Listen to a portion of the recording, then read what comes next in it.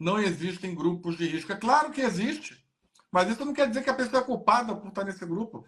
Grupo de risco é uma definição para você falar, ó, fulano, toma cuidado com isso. Agora não, porque isso é preconceito. A pessoa fica sem informação, Leda. Igual está acontecendo agora. Cadê o genoma desse vírus que está supostamente mudando a cadeia de transmissão? Quantos desses 14 mil casos suspeitos de monkeypox, que provavelmente devem ser, porque a lesão do monkeypox é típica, né? De fato evoluíram a óbito e do que se deu óbito? Não pode jogar essa informação assim. As pessoas entram em pânico. Pois é, mas o que me parece absurdo demais é que a OMS devia se precaver, porque ela já não foi assim exatamente a mais eficiente de todas em 2022, digamos assim, né? Nem um pouco. Só para a gente ser educado. É. Já estava na hora dela se tocar, né? Já era Melhorar, para ter uma acelerar. cadeia de vigilância do monkeypox toda estruturada, já que isso é uma preocupação deles. Me parece, sabe, Leda, que a preocupação é ter que ter uma emergência, né? E aí faz uma coisa atropelada e você fica sem saber, tá? Emergência por quê? Não, porque das 550 pessoas que morreram, 95% eram crianças. Ah, então aí realmente, né? Então a gente tem que ter uma preocupação de tentar entender por que tanta criança está morrendo de monkeypox. Mas a gente não tem esse dado. Se tem, eu não achei. E olha que eu venho procurando dias a dias, depois que eu fiz o vídeo, hoje mesmo, quando você me convidou para a live, eu dei uma reforçada para ver se tinha algo novo. Só tinha a reunião da OMS que foi feita hoje para falar dos esforços que estão sendo feitos, né? Aí fala muito de vacina, fala do tratamento. O tratamento é caro, inacessível a uma parte da população no planeta. A vacina, idem, né? Então, assim, e não joga real. O que eu tenho que fazer no meu país para impedir a disseminação do monkeypox nessa versão 2024? Ninguém sabe. A gente só sabe dos dados de 2022. E qual é o tratamento, efetivamente? Existe exame que detecta? Porque você pode Existe. estar com uma erupção na pele e não ser exatamente monkeypox, não pode? Pode, mas a lesão de monkeypox é bem típica, tá? Mas existe exame, o SUS faz esse Eu exame, tentei os hospitais achar aqui uma especializados. imagem, eu vi um monte de imagem hoje, mas agora eu não estou conseguindo achar uma imagem para É bem ilustrar típica, essa. porque é uma lesão na fase de pústula, é uma lesão de meio a 1 centímetro, romba, com umbilicada no meio, branca, né? Destoa muito da pele, ela fica na pele mais branca, você vê até um roxo em volta, um vermelho em volta. Ela é salpicada no corpo, ela começa aqui, é uma distribuição que a gente chama de centrípeta. Ela começa no rosto e vai espalhando para o corpo até chegar nas mãos. O número de lesões pode variar de poucas unidades até milhares de unidades, né?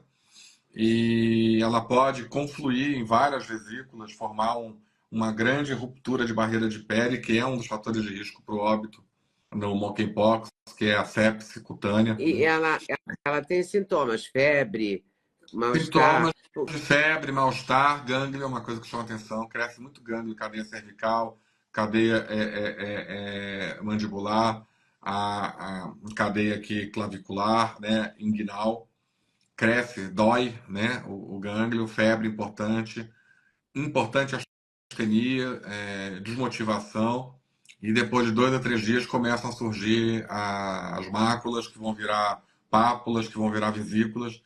Tem sido muito confundido com herpes zoster atualmente, porque na falta de diagnóstico, de pensar nisso. Todos os casos que eu tratei de monkeypox esse ano vieram para mim como uma espécie de herpes zoster que não estava melhorando.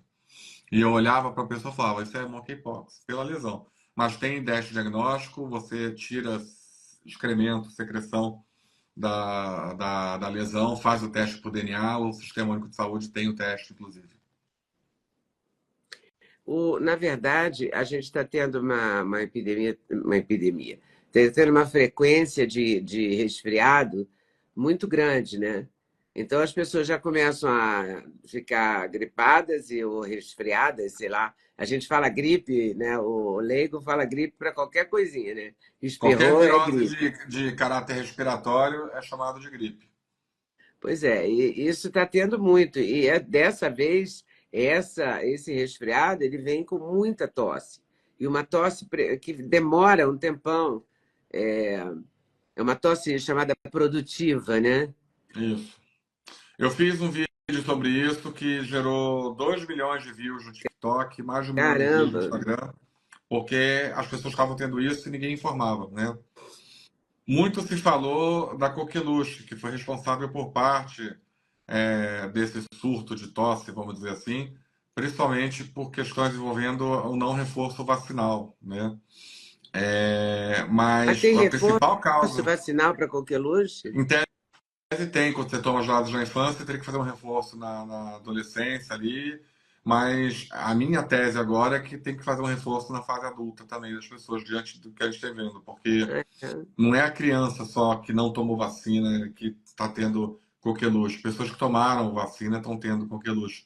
Mas o principal causador dessa gripe com tosse produtiva de longa duração foi a influenza. A gente não foi anunciado isso aqui no Brasil, mas a influenza H1N1 de 2009, aquela cepa que causou a pandemia em 2009, ela voltou a circular esse ano, Ah, é? tá? E ela tem sido associada ao enfraquecimento brutal do sistema imunológico e uma exposição das vias aéreas respiratórias. Muita gente, principalmente com mais idade, tem evoluído com pneumonia bacteriana associado à influenza do H1N1. Nós tivemos personalidades recentes que faleceram por conta disso, na O soma da Silvio idade. Santos foi atribuído a H1N1. Teve, É... me falaram, teve reporte que teria sido isso, tiveram reporte também com a Abílio Diniz, que teria sido vítima da influenza seguida de uma pneumonia. Tem que tomar muito cuidado, tá? E nós estamos tendo circulação da influenza tipo A, H1N1. Esse é o vírus que está causando tanto transtorno nas pessoas e a tosse dura semanas, semanas, semanas. Tem que ter uma abordagem agressiva para diminuir essa tosse e muita gente tem falado disso, mas é isso. Por que eu sei disso? Porque eu tratei centenas de casos disso nos últimos meses. Eu tive casos em família que eu diagnostiquei H1N1, foi para o hospital, já tinha pneumonia instalada, né? Então, esse é o problema, tá? Essa questão dessa. Mas isso, na verdade, você falou um negócio que chama atenção, né? As pessoas estão tendo gripe com repetição, tá? Eu tenho visto que desde a pandemia isso tem ocorrido muito. Pessoas que às vezes nunca tiveram queixas de gripe, ou que a gripe era uma coisa rara na vida delas, passaram a ter queixas frequentes do que se chama de gripe, que é um nome genérico que se dá a qualquer tipo de infecção de via aérea superior, sendo que a mais severa é a própria gripe mesmo, estamos falando da influenza, ou, e suas variantes, né? Eu atribuo isso a uma coisa que está sendo estudada agora, principalmente nos Estados Unidos, que é o desbalanço imunológico que a pandemia deixou em nós. As pessoas afetadas pelo vírus, né? E aí joga tudo nesse liquidificador. O vírus, os tratamentos imunizantes que foram utilizados para combater o vírus, tudo isso gerou uma situação onde a gente tem visto muita gente com a imunidade, vamos dizer assim, bagunçada, depois de ter sido exposto à proteína spike e coisas afim. E até hoje isso não está devidamente equilibrado. Eu tenho feito muito diagnóstico de sinusopatia crônica. A pessoa tem desvio de septo, tá com sinusopatia, e você olha lá dentro, não adianta ficar lavando com soro, isso é paliativo. Tem uma mucosa ali cronicamente infectada que parece um chiclete, ela não sai. Muitas vezes a solução para casos assim tem sido a cirurgia. Eu tenho indicado muito cirurgia de Caramba. septoplastia, correção do septo e limpeza, né? E a pessoa experimenta uma melhora impressionante, um exemplo, né? Mas é fato, na própria dengue que a gente teve esse ano, né? Que foi uma das piores epidemias da história de dengue no Brasil, as pessoas saíam da dengue arrasadas, com praticamente uma síndrome de fadiga crônica, tal qual na Covid. E muita gente, porque esse debate ainda está interditado, né? Esse debate está interditado. A Pois é, gente tem ninguém dificuldade de discute. falar desse assunto E é engraçado que a imprensa olha para mim e fala que eu defendi determinado remédio na pandemia como se fosse uma acusação. Eu tenho orgulho de falar que eu defendi tratamento reposicionado que funcionou em muitos casos. E tem estudos. Só que eles ignoram os estudos, virou uma guerra ideológica, né? O fato é que muita gente está, sim, afetada. As doenças parecem estar mais graves do que eram no passado, exemplo da própria dengue, né? E aí, com esse acúmulo, sucessão de situações, né?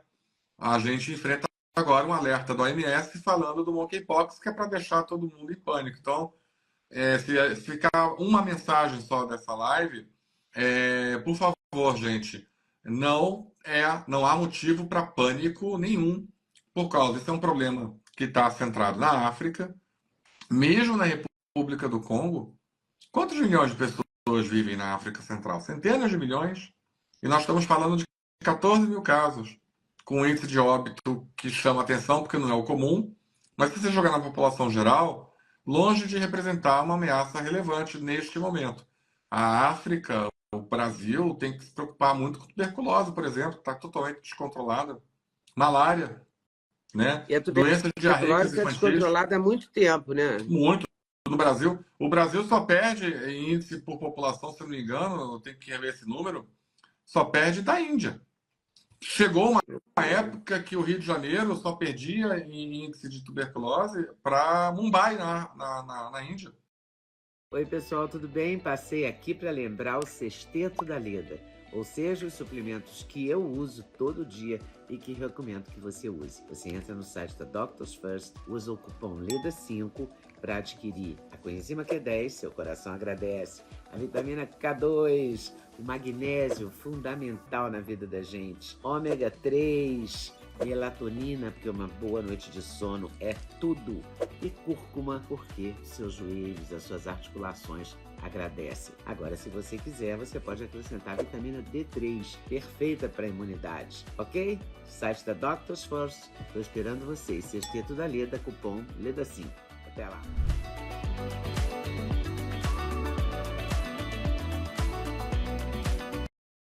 Gostou do corte que você acabou de ver? Vale a pena conferir com certeza, né? Então vai conferir muitos outros cortes no canal de cortes Leda Nagli. É claro que a entrevista completa você vai conferir no YouTube Leda Nagli, canal Leda Nagli do YouTube, você não pode perder de jeito nenhum. Valeu, tô te esperando, hein? Vem nessa!